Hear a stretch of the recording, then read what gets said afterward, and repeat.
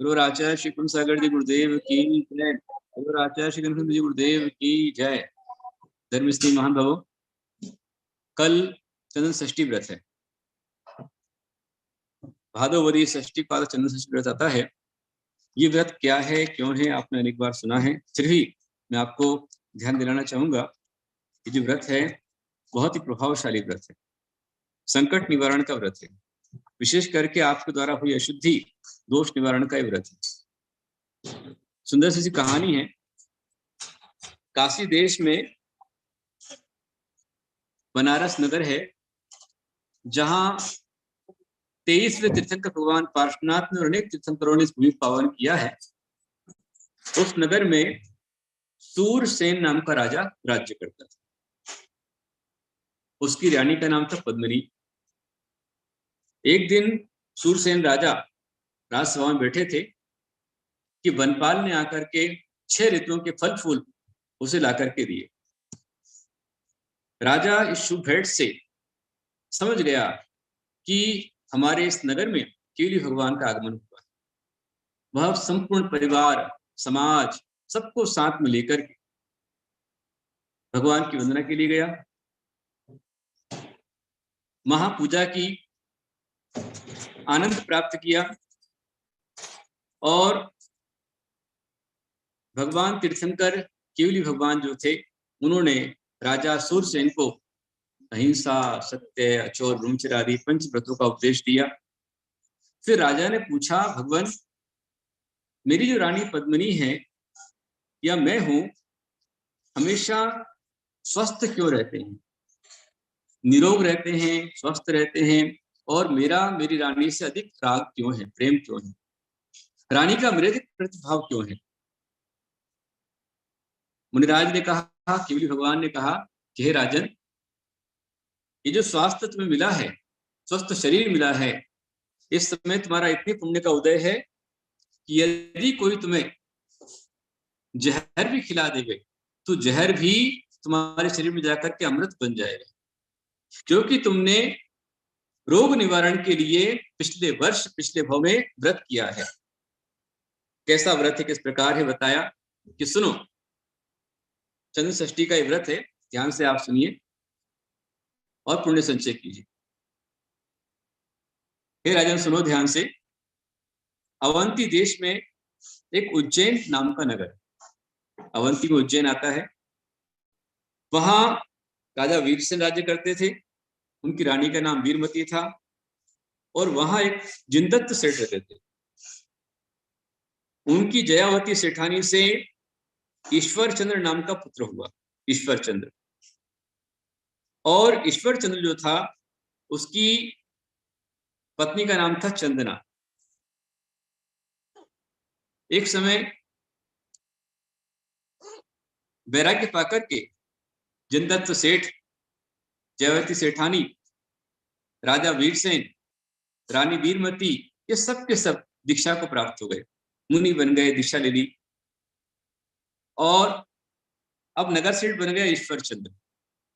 ईश्वर चंद्र को मुनियों को आहार दान देने का बहुत शौक था, आहार दान करने की भावनाएं थी। पर आहार दान में भी, आहार दान जो किया जाता है, तो आहार दान मन, वचन और काय की शुद्धि के साथ में किया जाता है। किसके साथ में? मन, वचन, काय की शुद्धि होना चाहिए।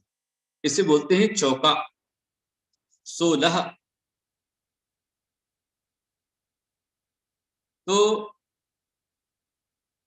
एक समय जो ईश्वर चंद्र था, उसने देखा कि उनके नगर में एक अति मुक्तक नाम के मुनिराज आए, मासोपवासी अति मुक्तक मुनिराज।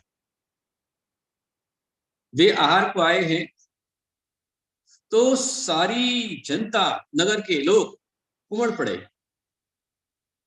सभी अपने अपने घरों के बाहर उनका द्वारा प्रेषण कर रहे हैं, प्रदान कर रहे हैं। तो ईश्वर चंद्र ने तुरंत पहले तो मुनिराज का प्रदान कर लिया और मुनिराज उसके यहाँ चले भी गए। अंदर ले गया, उच्चासन दिया, बात प्रक्षाल कर रहा है, और अंदर जाकर के अपनी पत्नी से बोला कि देखो, मुनिराज आ गए हैं मैं प्रदान करके लेके आया हूं, तुम थाली लेके आया जल्दी से। चंदना बोली, स्वामी मैं अशुद्ध हूं, इसलिए मैं कैसे आहार दूं?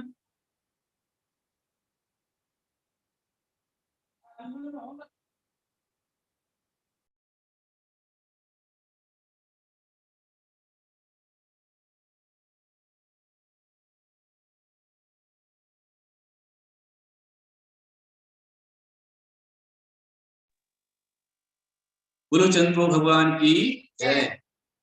तो पत्नी ने कहा कि मैं अशुद्ध हूं, इसलिए मैं आहार नहीं दे सकती, मेरे सामने नहीं जा सकती।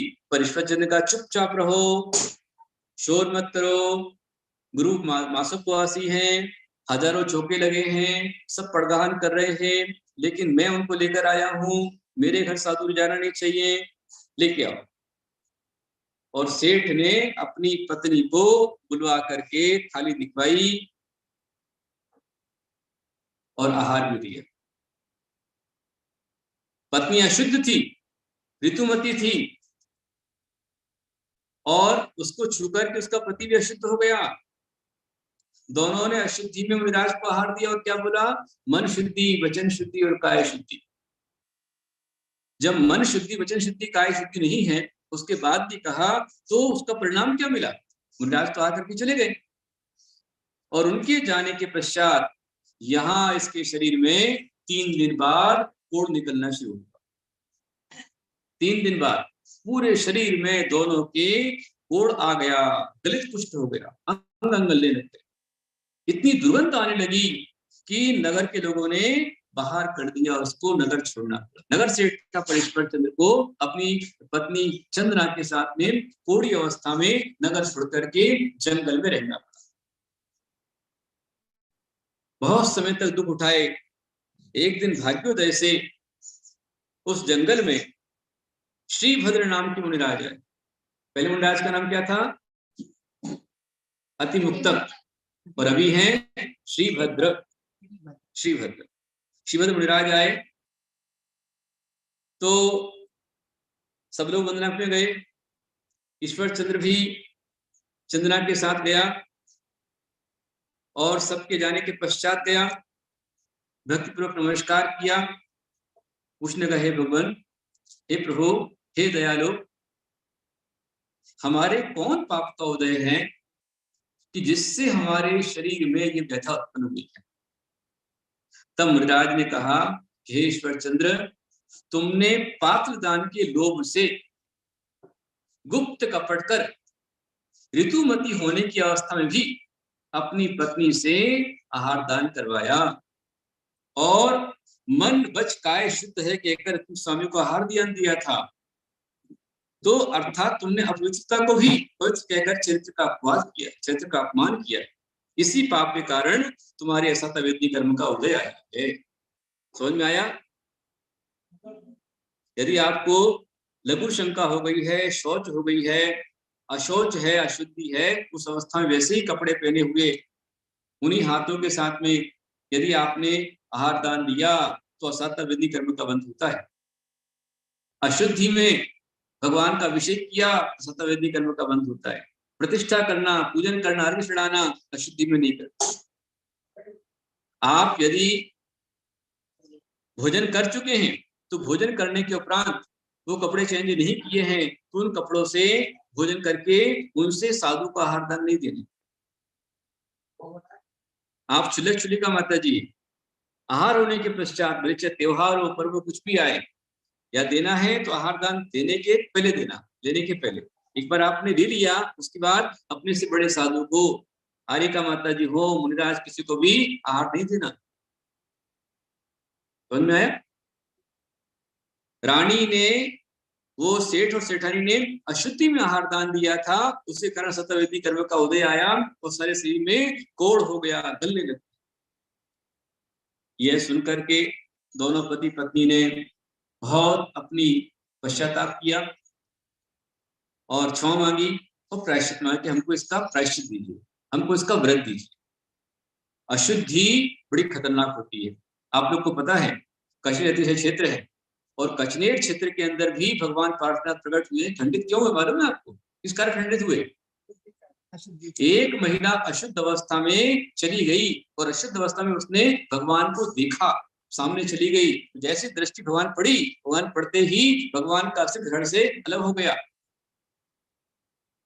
और पूरे शरीर से भगवान की प्रतिमा से खून खून आ गया और वो स्त्री अंधी हो गई, उसको दिखना बंद हो गया।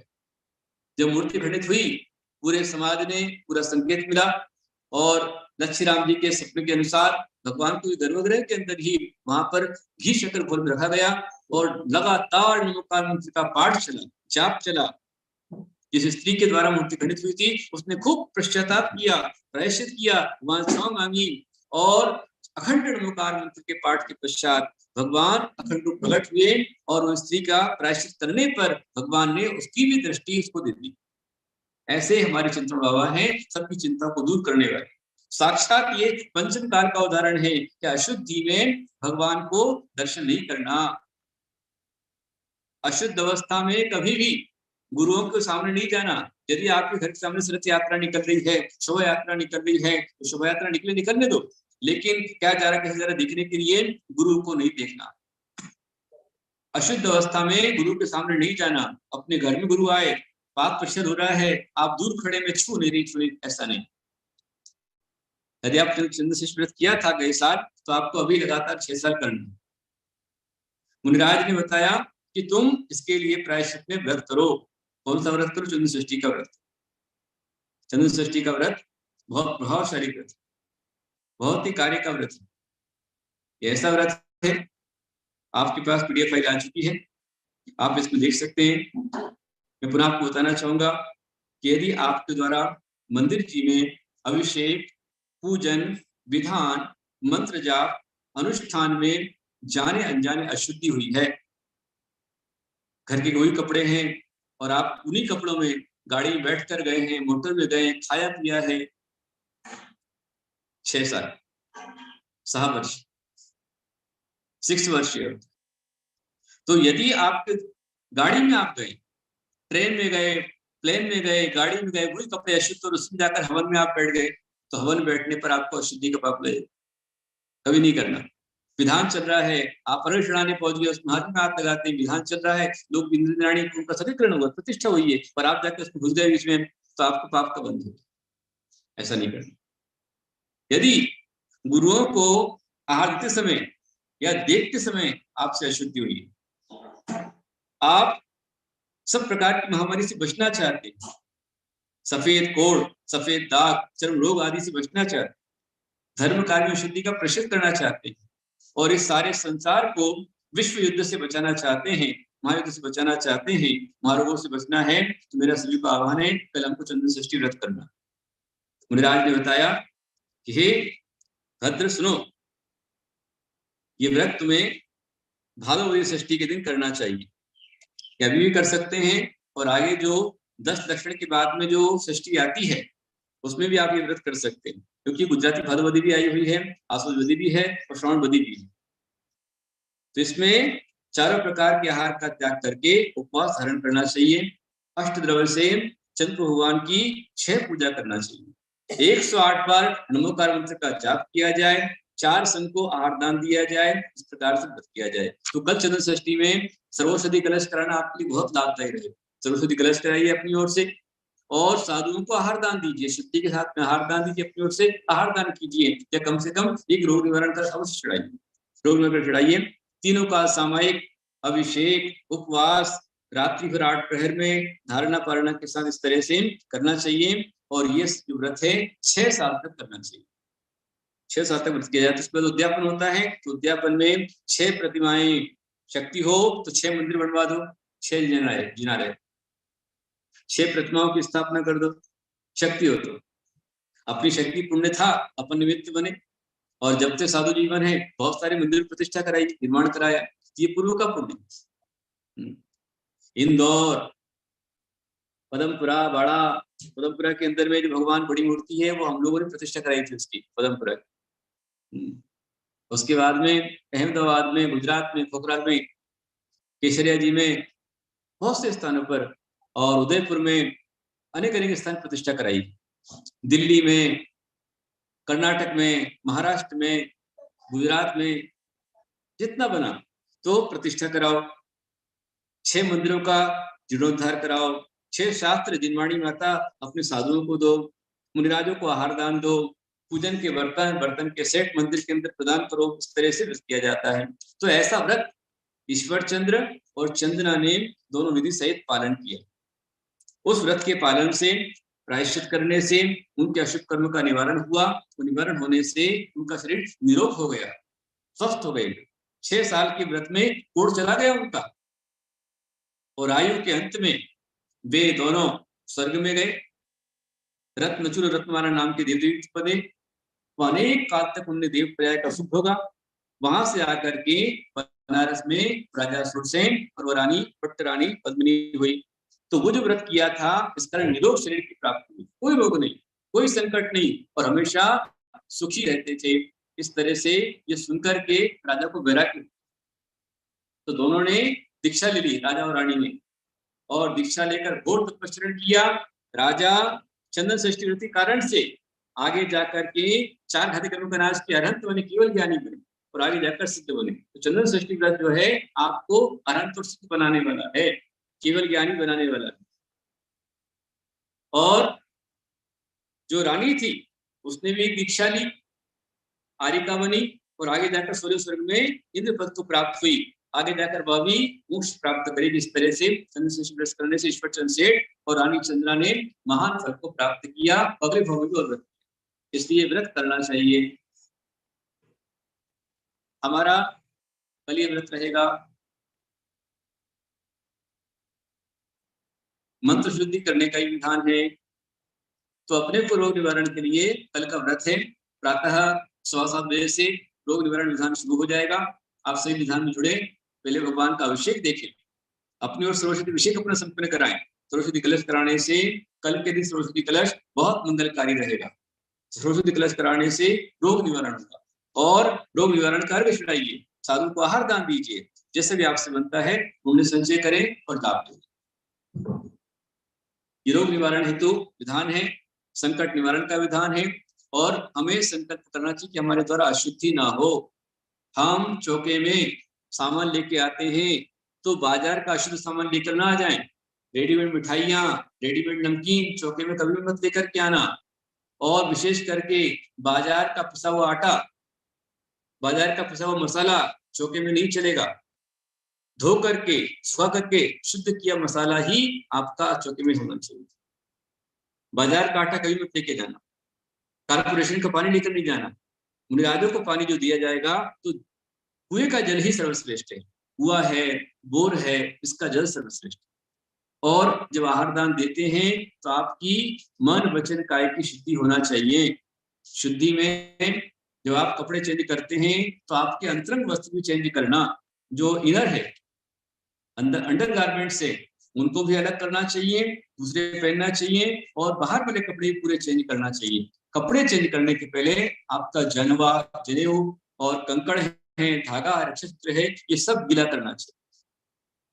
गीला करने के पहले पूरी शुद्धि, कपड़े चेंज पहले मुंह धो लो, हाथ पैर धो लो, हाथ पैर धो करके फिर कपड़े चेंज करना चाहिए, और कपड़े चेंज करके आहार दान देना चाहिए। हमने कपड़े घर पे सुखा लिए, थैली में रख लिए, गाड़ी में रखे, और जाकर हमने पहनकर दिया, तो वो कपड़ा शुद्ध नहीं है। यदि आपको आहार दान देना है तो जहां चौका लगा है वहां कपड़े देकर के जाके सुखाइए और चेंज करके आहार दान दीजिए। अभिषेक करना है तो अभिषेक में सारे कपड़े शुद्ध आपके होना चाहिए, क्योंकि भगवान का जो अभिषेक है वो कैसा होना चाहिए, तो शुद्धि के साथ।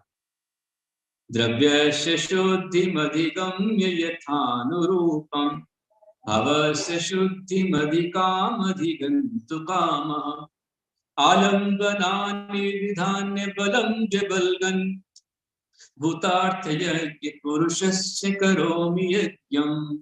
ध्यान रखें, हमारी द्रव्य की शुद्धि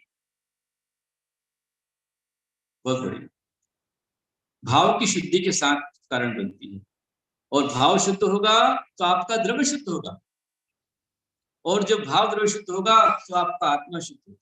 तो आत्मा की शुद्धि के लिए शुद्धि, और अशुद्धि हुई है जाने अनजाने हो जाती है, स्त्री पर्याय है आपकी अशुद्धि हो जाती है, हम साधु हमारे पुरुष पर्याय उसमें अशुद्धि हो जाती है।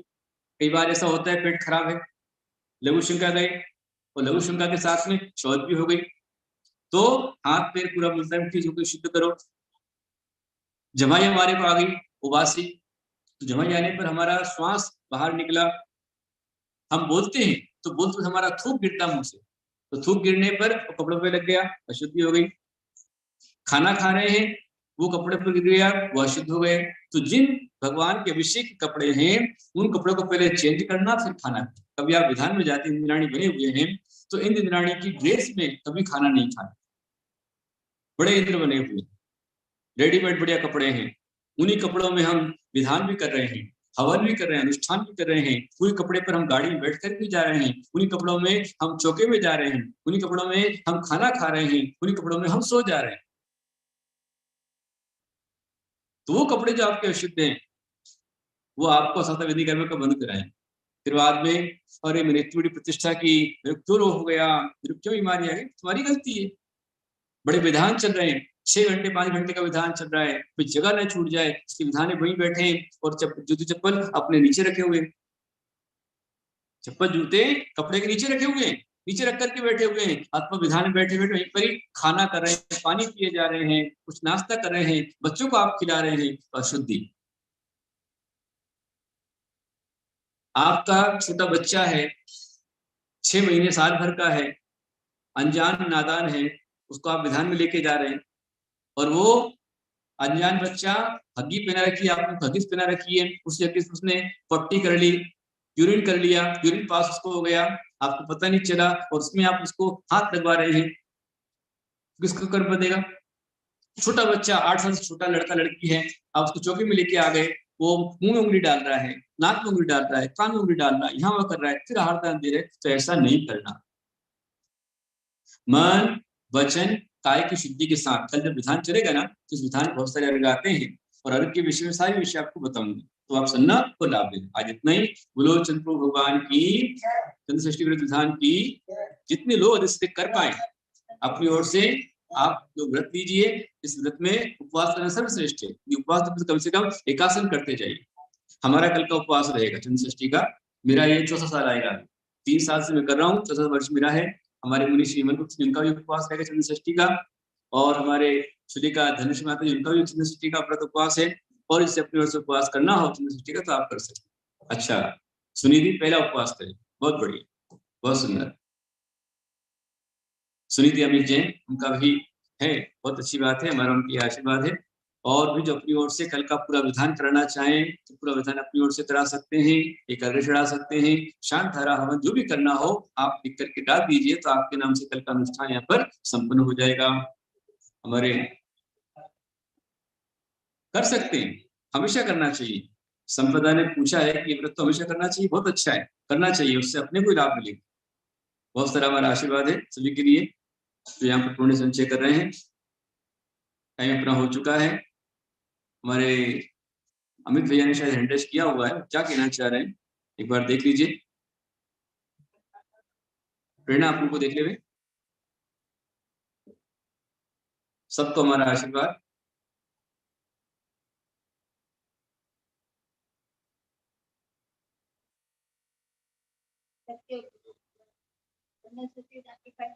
आप लिख करके भेज दीजिए, सभी के व्हाट्सएप पर पीडीएफ फाइल डाल दी गई है, तो आप अपने अपने उस पीडीएफ फाइल के माध्यम से आप जो है विधान को अपने पास रख ले और सभी उसका लाभ ले।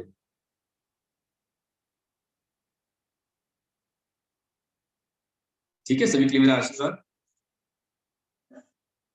आइए, हमारे परम भक्त पाचोड़ जैन समाज, जिनका भी लगातार चौका चल रहा है, 9 अगस्त से लेकर के 20 अगस्त, वो हमारे बीच में है। जय कुमार जी वाकलीवाल, संजय सेठी, राजू काला, और हमारे क्या नाम भैया का, अशोक बढ़ जाते, वो भी हमारे बीच में। देखिए चंद्रषष्ठी व्रत का आपको पोस्टर आ चुका है, ये पोस्टर आप एक दूसरे को वायरल कर दीजिए, और सभी 7:15 बजे से सोले के वस्त्रों में शुद्ध वस्त्र पहन करके पूजन सामग्री साथ में लेकर के, छप्पर अगर चढ़ना है सामग्री लेकर के, जो भी आपके पास में हो, जल हो, अष्ट द्रव्य हो, चावल जो भी हो, लेकर के बैठे, एक दूसरे को वायरल कर देवे, मैसेज कर देवे, ये पॉइंट ध्यान से आप सुन लीजिए। मैंने अभी बताए थे आपको कि आपके द्वारा मंदिर में अभिषेक पूजन में विधान में जाने अनजाने अशुद्धि हो गई, तो अशुद्धि के होने पर उसके निवारण के लिए ये विधान है। और रोग निवारण का ये विधान है। चौके में अभिषेक में आहार दान में देते देखते हुए अशुद्धि हुई है तो अब तल का विधान करें। कोरोना महामारी से बचने के लिए विधान करें। कोढ़ रोग, कुष्ठ रोग, सफेद दाग, चर्म रोग से बचने के लिए विधान करें। धर्म कार्य में अशुद्धि के प्रायश्चित के लिए विधान करें। और विश्व को महायुद्ध से बचाने के लिए, विश्व की प्रगति के लिए विधान करें। और सभी प्रकार के रोगों से, पापों से बचने के लिए विधान आपको करना है और लाभ लेना है। ये सबका समाधान है चंद्रषष्ठी विधान, जो कल यहाँ पर किया जाएगा। आप सभी उसका लाभ प्राप्त करें। सबको मेरा बहुत सारा आशीर्वाद। हे जिनवाणी भारती तो हित को दिन रहे, जो तेरा शरणागत है सो पावे सुख चैन। जा वाणी के ज्ञान ते सुझे लोकालो, सो वाणी मस्त करो सदा दे प्रभु। देव भजो अरिहंत नित गुरु से वो निर्गन, दया धर्म पालो सदा यही मुक्ति का पन। धर्म कर संसार सुख, धर्म कर निर्माण, धर्म पंथ सारे नाम न मिथ्यात्व जान। अभिमान नहीं करो निंदा को निवारी है, छोड़ो है संसारी संग